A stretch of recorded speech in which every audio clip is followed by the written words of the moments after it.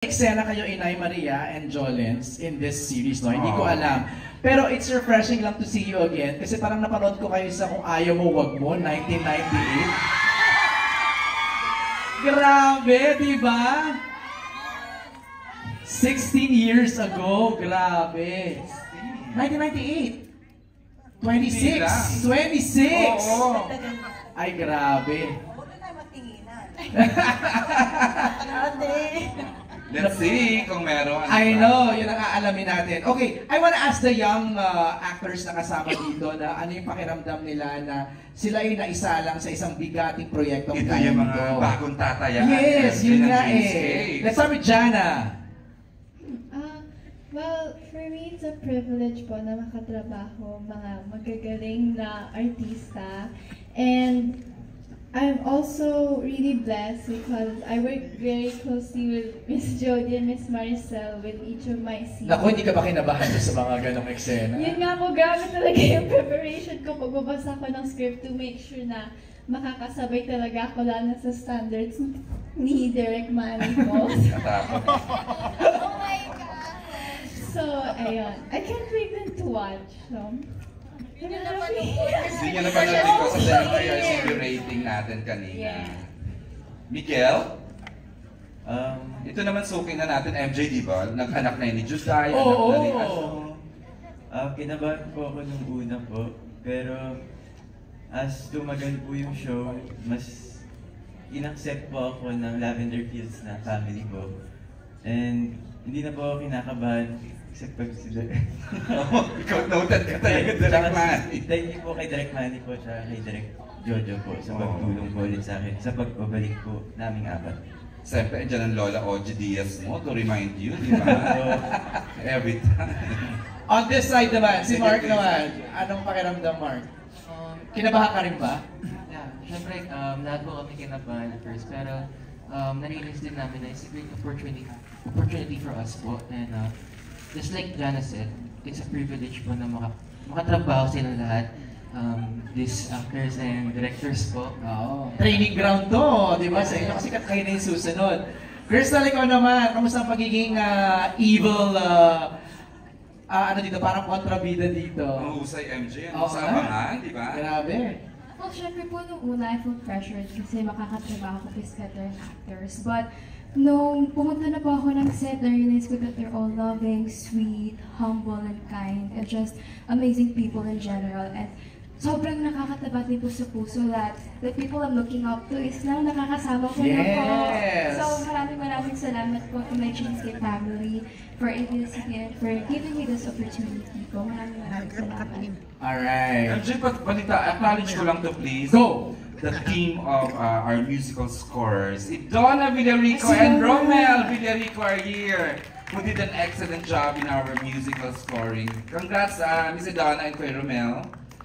Ayun. Okay, go. MJ, Okay, si Jeff Oligar. Ano ba, Andyan? Jeff? Are I you like here? that guy. Ayun si Jeff. Ayun si Jeff. Sobrang kaganda ng ginagawa Abot niya natin for yung us. microphone. Biggs, paabot pa sa likod, please. Please, Jeff. Magandang hapon sa lahat. Ayun, Lavender Fields, bagong panggigigilan, bagong abangan. Congratulations sa napakagandang project na naman ang abangan natin lahat dito. So, my first question yung kay Jana at sabay natin yung mga young stars natin. Pili ka na lang, Jeff. Okay, Jana na lang. Jana, hello. Hello po. Gaano pinaghahanda nitong project na to ngayong mas lumevel up na yung acting skills mo and yun, grown up ka na? Kwento mo nga how you started na before a child actress, ngayon medyo Gen Z. Hindi pa naman. Gen Z. Tama. Kwento mo lang para and the preparations you're doing. Yeah. Well, I started po very young, 3 years old. Yes. And first show ko po, Honesto, sa Dreamscape. Then po. And nasunod na Ikaw Lamang. And then I did my first lead sa Dream Dad, Ning Ning. And the last show I did po was Starla. And then after the pandemic, nag-break. Tapos nagbabalik dito sa Lavender Fields. And I'm glad I came back then as much more dedicated actress po.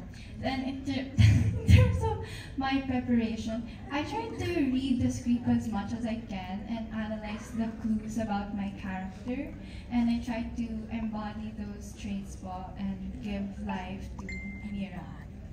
Ayan, maraming salamat, Jana. And ito, second question is for Miss Jody Santa Maria. Hello. Ito na naman tayo. Hello. So ito, marami tayong nakikita mga ganong klaseng proyekto, action. Pero ito, ano yung pagkakaiba niyan dun sa para masabi natin na, iba to, ito, bago to, paano ba? Paano mga kinaklasify, Mari, yung kanyang pagod na talaga? Malinaw sa akin to, pagod. Kasi parang kung papansin, Jeff, thank you ha. Kung papansin mo, in terms of genre, isa siya sa hindi ko pa talaga nagagawa. So parang gusto ko lang din siyang i-explore, tignan ko kung ano mangyayari kapag ginawa ko siya. Yun. So parang I think, if you're asking kung ano yung bago, I think kasi bagong genre siya for me. It's an action drama. Before kasi ginagawa ko either family drama, nakapag-rom-com na ako. Horror, ganyan. So, I guess yun yung bago. Susundot lang ako dyan, Jody, no? Kasi sabi mo, hindi siya yung usual revenge na sinabi mo kanina during sa making, no? I wanna ask Joel Mercado, our creative manager, yung sinabi ba ni Jody, talagang hindi siya the usual revenge story? Oo, not the usual revenge story. As the branding goes, the grandest, di ba? Ang challenge din sa writing, ang dami na naging revenge dramas in the past. Paano pagagawing, ile-level up or gagawing grand yung paghihiganting yun. So, yun yung kakaiba dito kasi iba yung gagawin ni Lavender Fields sa pagkuha ng mga nawala sa kanya is going to be grand. Kaya so yung ginamit mong word kanina, Jody, or si Eko yata yung gumamit ng word na yun, redemption. More than revenge, it's redemption, no? Kasi parang kung titignan mo siya, di ba? Sometimes pag narinig natin yung revenge, ay, wala nang i-offer yan na bago na hindi namin nakita or hindi namin napanood. But then, kasi pwedeng kung titignan mo, yung classification niya is revenge. But then, ano yung nakapaloob doon? So, it's really a complex tale. There's love involved. There's duality involved there. And then, ang pinaka-importante is yung redemption aspect. Diba? Parang hindi ka naman mabubuhay lang or gugustuhin mo lang, papanganak ka para lang maghiganti. And sometimes, yung paghihiganti mo, hindi naman para makasakit ka talaga ng tao. Yung paghihiganti na yun is gusto mo lang kunin yung para sa'yo. Yun. Para sa sarili mo, di ba? Galing. Galing. Thank you for You're good, Jeff. number Thank you, 4. Jeff. Welcome. Jay. Looking forward na po na mapanood natin yung Lavender Fields sa TV or sa Netflix. At Thank saka you, sa Jeff. MJ, Yes. baka makalimutan ko lang kasi the last time we saw her sa isang phenomenal show, wala siyang ginawa kundi manampal left and right. Pero dito parang wala pa ako nakikita. Nay, anong feeling na parang medyo ang bango-bango mo dito, ang linis-linis, diamante, diamond star. As in, parang hindi kita nakita in the last years na ganitong role. How does it feel doing this at wala kang, parang wala ka pang nagagat, nasasampulan? Wala. Dito hindi gano'n. Iba naman. Kaya nga gusto ko to eh. Kasi iba. Happy ako dahil kasama ko si Jody. At talagang napakagaling niya dito. Sobra talaga siyang galing dito. Kaya kailangan ko talaga. You're equally great, Inay!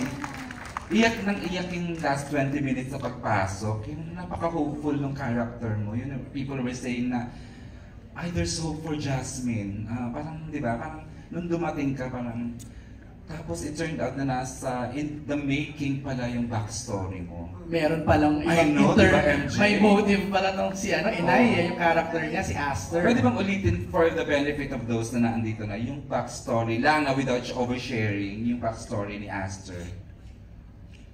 Meron kasi siyang anak. So nakita niya yun kay Jody. Pero ang difference, yung anak ko at si Jody, yung anak ko nawawala. Si Jody naghahanap. Okay. Nang nawawala din niyang anak. Kaya parang nakita ko sa kanya si Marigold. Okay. Naku, hanggang doon na baka mapagalitan ako. Kaya nga. Sabi ko, ng mga direktor nakatingin na sa akin. Actually, go ahead, Chair. Okay, down to our last 3 questions. Oh. Ang meron tayo dito is from J of Certified Kapamilya for Janine Gutierrez. Mabulaklak ang pangalan ng teleserye, kaya ito ang question ko for you, sabi dito. Kung isa kang bulaklak, hindi. Kung isang bulaklak ang kalagayan ng puso mo ngayon, anong flower ito at bakit? Damang-dama ang love ngayong afternoon. Hindi ko yan tanong ha. O, Janine, gusto mo yung papel? Basahin mo. Grabe pang Miss Universe! Di lavender na rin. Kasi, pero hindi talaga lavender, sorry. Hindi talaga lavender. Tinay kong ipasok ka rin, hindi. Siguro sunflower. Why? Kasi nakakita na ng liwanag. Oh my God. Mic drop. Thank you for that wonderful question. May gusto mong sumagot? Yun nakabull Salamat ka. po sa pagpunta niyo dito. Mauna na po ako sa atin. Okay, next question. Siyempre, pagbigyan mo ulit ako. Jericho, iba ka today. Saan ang gagaling kakaibang saya? Hindi, ito ang magandang tanong kay Echo. Anong favorite flower mo, Echo? Sige, dalawang yun. Sunflower po.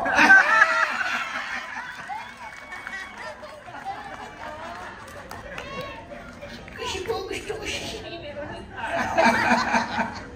Saan ang gagaling kakaibang saya? Sobra kang nag-share ng sobra na we never saw you this before, pero ngayon, ang saya-saya ng ano mo, Echo. Kay Janine. Ay, sorry, may press con pala. Ano po yun? Saan ang gagaling kakaibang saya mo ngayong araw? Ngayon, of late, from the junket. Ako ba, Eric? Hindi, siya. Cameraman. Miss Kylie nakatingin sa akin. I'm just really very happy. On the professional side, I'm so happy to be with these guys, like right now. My team is here, they're so happy, and I love them. But on the personal side, all of these people that I work with love her. Oh my God, ulit! So, it just feels light, you know what I mean? Everything just feels light, if you know what I mean. Yes. So, we're professionals on set. We can joke about it off screen, but when we step there, so it's just like there's a really good balance. Hindi pag tumama yung araw sa Echo, just stay happy. We're so happy for you, I swear.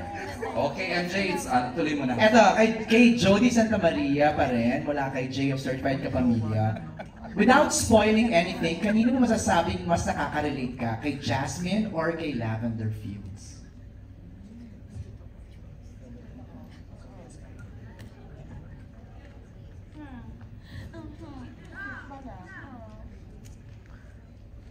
Pareho kasi sila eh. Yung kay Jasmine kasi yung pagiging positibo niya sa buhay. Siya yung tipong karakter na parang walang masamang tinapay sa kanya. Kung makikita mo siya doon sa panahon ng buhay niya, prior niya nakilala si Arthur. Ano siya eh, ano lang siya, parang masayahing tao. Simple. Si Lavender naman, nakaka-relate ako sa kanya, I guess. Siguro, kasi syempre paglalaban mo naman din talaga kung para sa'yo, hindi ba? I think, hindi lang ako pero yung audience, pag napanood nila si Jasmine or si Lavender, I'm sure mahahanap nila yung sarili nila sa kanilang parehong character or makaka-relate sila. Yan. Alright, and that's it, Kuya EJ. Yun na yung mga questions. Actually, we can entertain 2 more. Hindi kompleto ang press con without a question from Alwin Ignacio. Is Alwin here still? Alwin is here. Before, for the last question, si Franz Horda. Alwin, miss kita. Ayan, another intelligent question. Mahusay ito. Talagang pre-measure ko siya dun sa mahusay ito.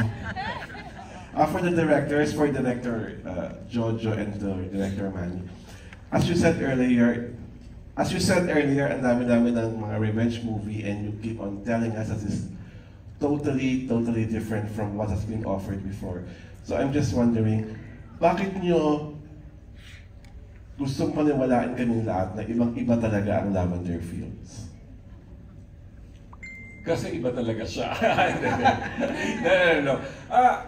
As they say, di ba, nothing is original anymore. So whenever we conceptualize with stories or narratives with the creative, nag-iisip kami na although it would follow the narrative would follow the same formula, nag-infuse kami ng mga bagong elemento, mga bagong elements. Well, the element of revenge is very much present in the narrative, in that we don't deny. But how we presented the characterization are different. All these characters are gray, no one is white. Even yung mga like Janine, no? She's playing a very negative role here. Pero maintindihan mo why she's going through that process of hurting people in the story, no? Tapos siguro first time din namin magpapakita na mga babae doing fight scenes, action sequences. Okay, imagine the wife, the legal wife, and the mistress, instead na nagsasampala, they do mixed martial arts, no? And mahawak ng barel, no? And these are women who are very empowered, okay? Yun, maraming pagkakaiba. I hope you discovered yung mga elements that were infused in the narrative as you watch it every night. And hopefully, makita na, yes, it's still the revenge story that we don't deny, but may mga bago tayong makikita dun sa kwento. Ang galing ng explanation. Imbis na sa sampalan, nag-action scenes yung dalawang babae over a guy. Okay. Direct Jojo would like to add to that? In addition, lahat ng characters kasi merong twist. Hindi lang isa yung for revenge. Lahat sila nagpapanggap.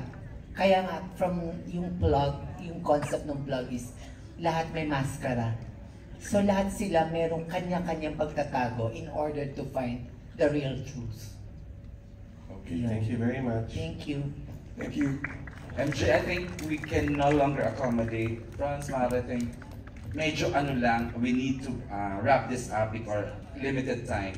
You may now... No, let's ask the lead cast. Yeah. Yes, Jerry. No. It's a question that's always that always keeps popping up. Why are we gonna watch this? Why are we gonna watch that? Why are we gonna watch this? Why are we gonna watch that? Why are we gonna watch this? Pinoy thought ko lang. But look, the fact that you guys are all here in the cinema and you watch this with us, and hopefully you guys really enjoyed it. This is cinema quality kind of entertainment. We're bringing it to your homes via Netflix and all of these stations, A to Z, Kapamilya Network and everything. I am very, very proud of the team, especially Jody, Janine, Sir Albert, Sir Edu. Sayang wala sila dito. Because what we bring out here in the show for every character is truth. If you're saying, napanood na namin yung Higante, napanood na namin yung ganyan, we have been playing characters for a very, very long time. We've been playing with these emotions for a very long time.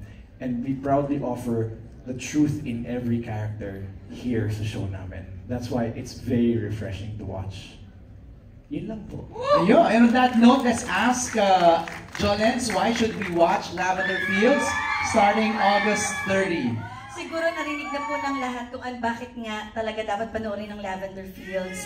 And salamat. At para sa akin, ang isang biyahe ay hindi aandar kung hindi magtutulong-tulong ang lahat.